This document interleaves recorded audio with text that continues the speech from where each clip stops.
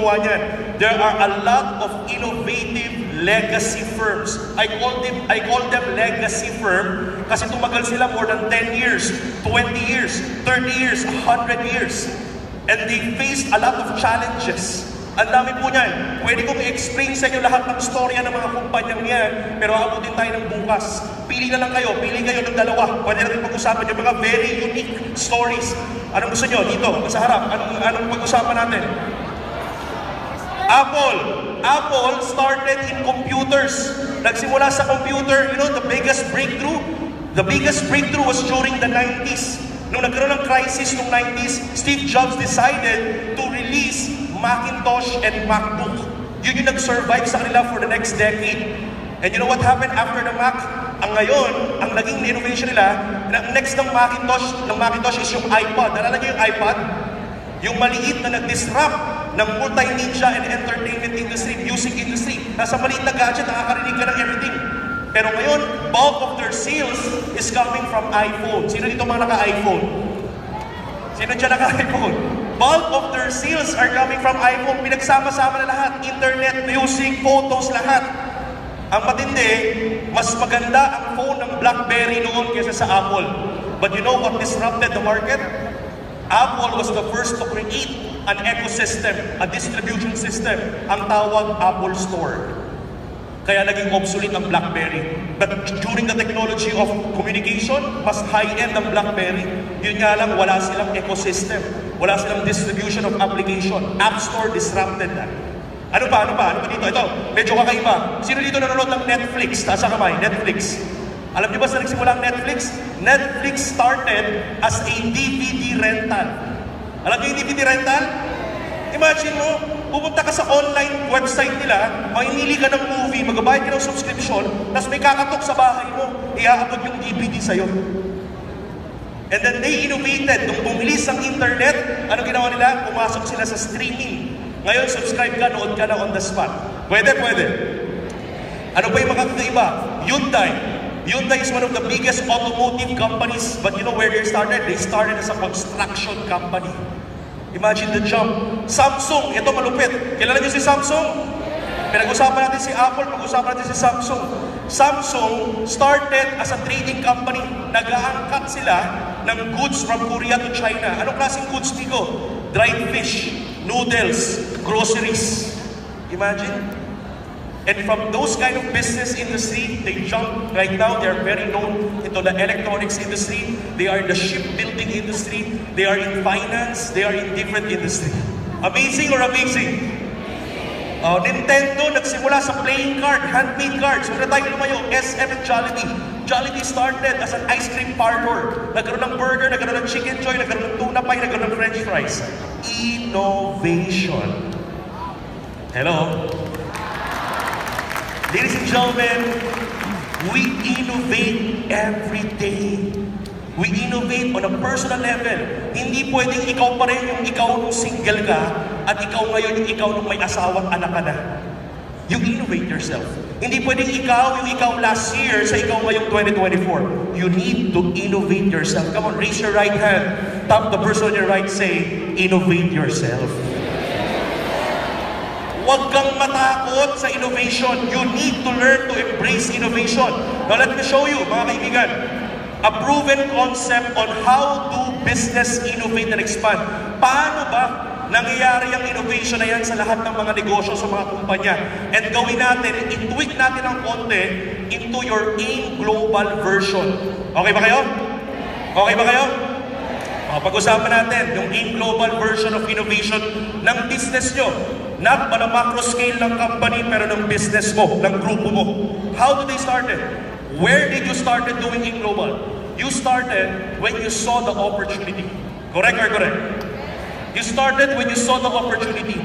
Nung nakita mo yung opportunity ng AIM Global, nabuang ka, hindi ka makatulog, nakita mo yung bilog-bilog sa ceiling mo habang natutulog ka. And right after that, you decided to do it. You decided to attend trainings, pag-aralan. Ganun kasimple. Pag-aralan, alamin kung ano mga gagawing activities, attend ng events tulad nito. After that, mag-invite, mag-present. Pinakita ni Sir Adrian kanina. Tama o tama? What else? Nung ginawa mo yan, naghanap ka ng mga tamang tao na pwede mong makasama, gawin yung business. When you have the right people, you created a system, and then nag-produce, may production. May production, meron, wala? Meron. After ng production, nagkabenta? Yes. May sales? Yes. Nung nagkabenta, tanong, may income o may income? May income. May komisyon o may komisyon? Now, in any company, ganun po siya. Either during the challenging time or during the income time, mag-i-innovate or mag-i-expand ang kumpanya. When Jollibee earned in the ice cream parlor, they decided to reinvest their money and diversify their money into burger. When Henry C. earned in Shoe Mart and retail, he decided to diversify in the banking industry. Binili niya yung Banco de Oro, dati ACME Savings Bank. So pag kumikita, nag-expand. Pag may income, magdadagdag ng ano? Everybody, pag may income, mag-expand, magdadagdag ng opportunity. And that's what we did 15 years ago. Nung kumita, lumaki ang grupo, nagkaroon production, nakabenta, lumaki ang income. What we did because of the technological changes, we need to add opportunities. Dinagdagan natin ng OVI. Dinagdagan natin ng Bibo. Ha? Sino dito yung mga naka-Bibo na? Taas ang kamay. O, ayan. Si Bibo nakasilip. Meron atang pa-update si Bibo. Ha? Sino yung mga nag-transfer na sa Bibo nung New Year? Taas ang kamay. Sino yung mga bumili using Bibo? Kung hindi pa, sayang yung opportunity kung hindi mo ginagamit. Now, let me give you an update. This January 2024, kahapon lang po, kausap namin yung IT ni Sir Adrian, we have already saw the DTC, the Data Tracking Center for our Bibo endorsers. Ngayon, makakapag-encash na kayo sa Bibo sa mga DTC nyo sa ECOVI. Ngayon, makikita nyo yung transactional commission sa DTC nyo. Pero this January, we will come out with our 2,999 Bibo endorser upgrade. Pwedeng mag-upgrade as Bibo endorser yung mga outside of our community. Etong matindi, pag bumili sila ng 2,999 as Bibo endorser, they are already part of the AIM Global Group of Company. May account, may DTC silang sarili. Are you following? Anong meron? May income sila, pwede silang mag-share ng kanilang user ID as a referral code. Etong matindi, pwede ba silang magbenta ng ECOVI products? Pwede. Hello?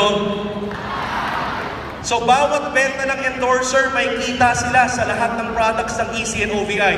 Paano yung points? Yung points umaakyat dun sa full-blown distributor natin na part ng AIM Global EC OVI community.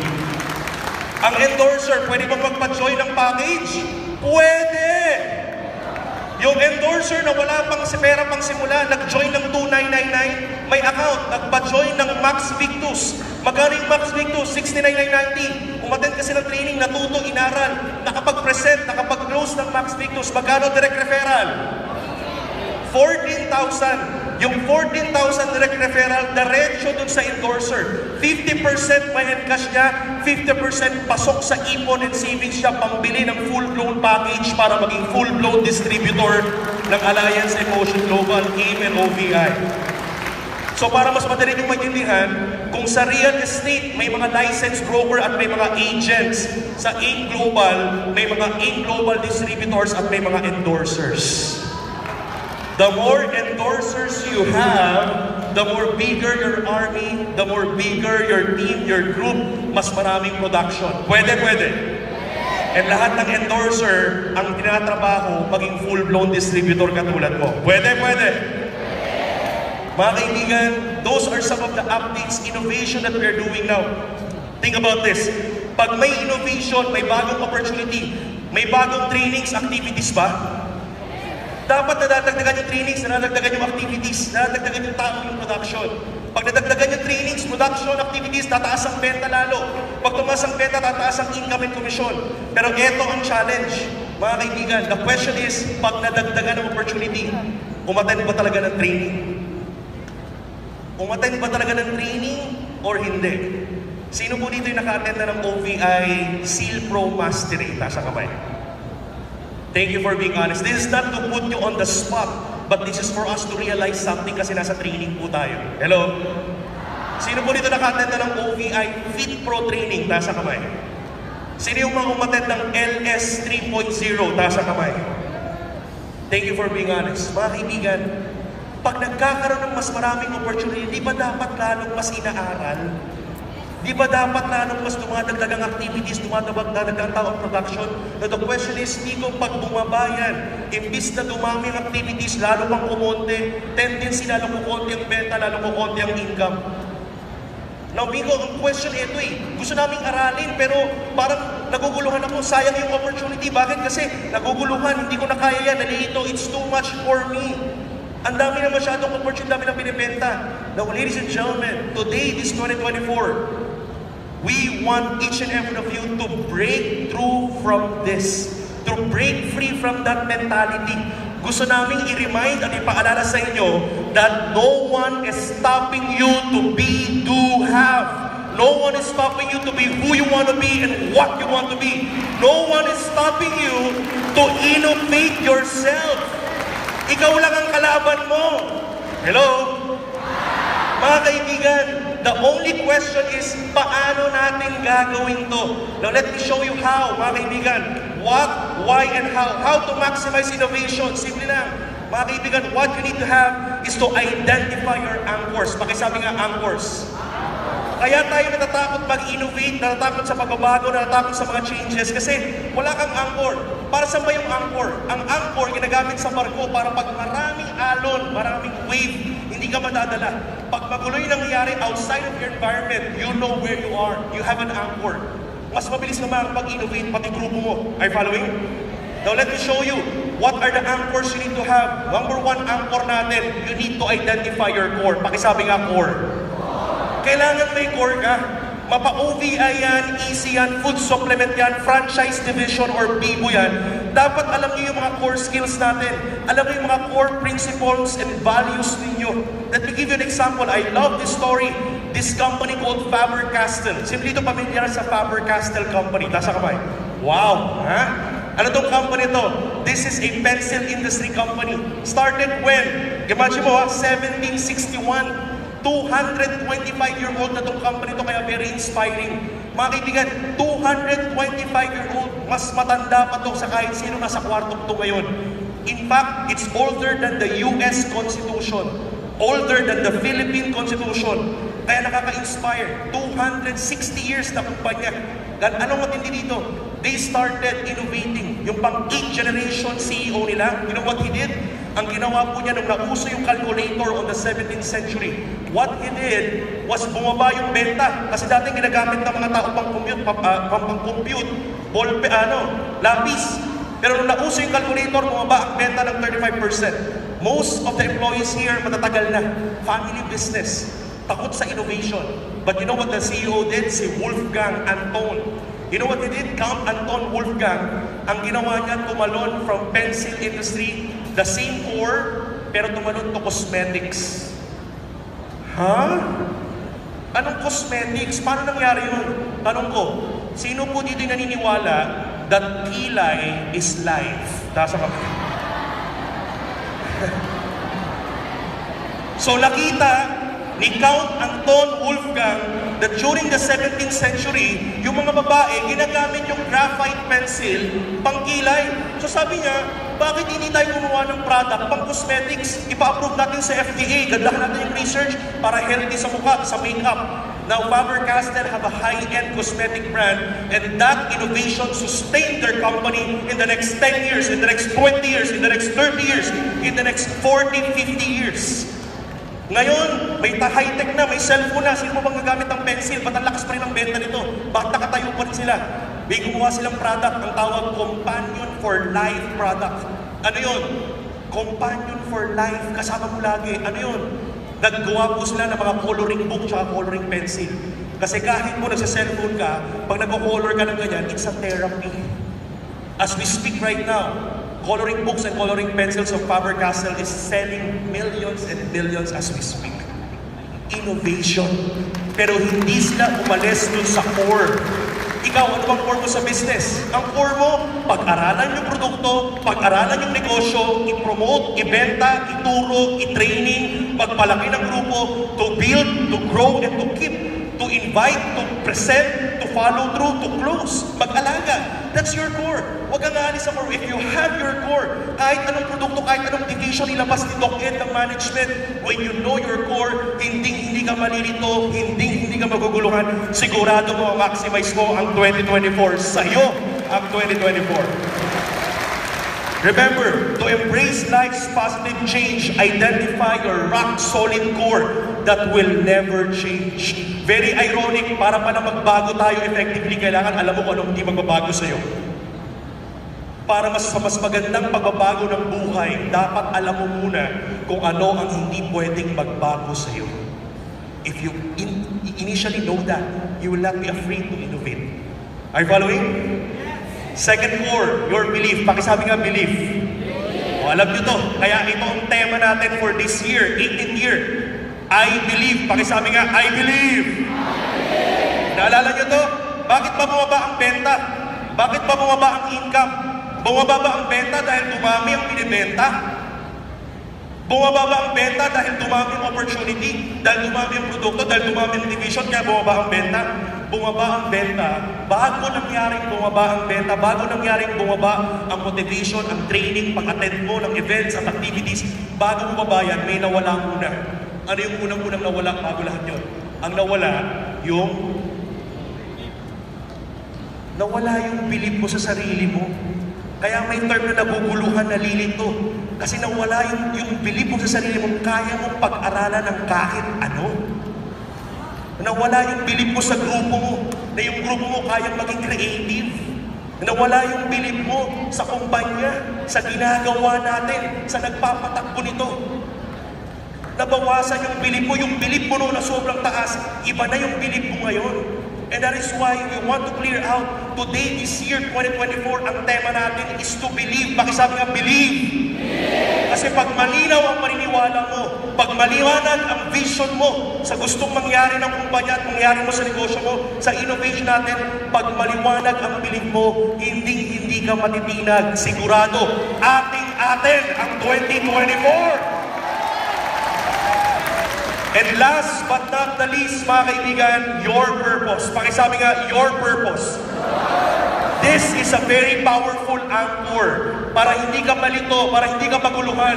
Sinabi ka rin ni Sir June, sinabi ka rin ni Sir Adrian, importanteng alam mo yung motibo mo, alam mo yung intention mo, alam mo kung bakit ka ba nandito. Are you here for yourself? Andito ka ba? Are you doing what you're doing for yourself? Or you're doing what you're doing for the people around you? Are you here for yourself? Or are you here, you're doing what you're doing for the people you love? You need to ask yourself, this year, taker ka ba or giver ka? You need to decide today. Bago magsimula yung taon, kailangan i-commit mo. Ano ka ba ngayon? Kapig ka ba? O giver ka? Serving ka? Sino sa kwartong to yung magko-commit that this year, I will be a giver? Taas ang kamay. You know what? If you are a giver, binanggit ka rin ni Sir Adrian, let me borrow this principle na dala-dala namin, ang tawag namin ASH. Pakisabi nga ASH. Assist, serve, help. Pakisabi, assist, serve, help. The word ASH, double meaning. It always reminds us. Ano yung nire-remind sa akin pag narinig ko yung ASH? From ashes to ashes. Narinig nyo na ba yun? When I hear about from ashes to ashes, it reminds me to be humble. It reminds me na yung galing mo, hindi sa'yo yan. Babalik ka sa abo. Lahat tayo, babalik sa abo. From ashes to ashes, yung galing mo, may nagbigay sa'yo yan. Are you following? Yung alam mo, may nagbigay sa'yo, may nagbato sa'yo yan. Mga kaibigan, assist, serve, help, it keeps us humble. When you remember from ashes to ashes, it reminds us na maikli lang ang buhay. So you need to create an impact while you are here on earth. You need to leave a lasting legacy. And the best way to do that is to share your energy by assisting, serving, and helping. At pag diyan ka nag-focus, alam mo nangyari? Pag nakafocus ka sa pag-serve, pag-help, pag-assist, alam mo nangyari? Nawawala yung takot.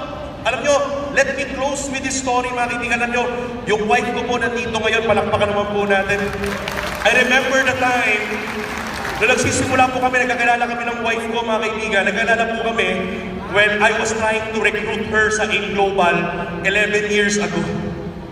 And alam mo, lagi niya sinasabi sa akin, pinag-drive kami, sabi niya sa akin, hindi kasi yung katulad mo, magaling ka magsalita, magaling ka mag-explain, magaling ka magpaliwanag. Ako hindi ako magaling magbenta.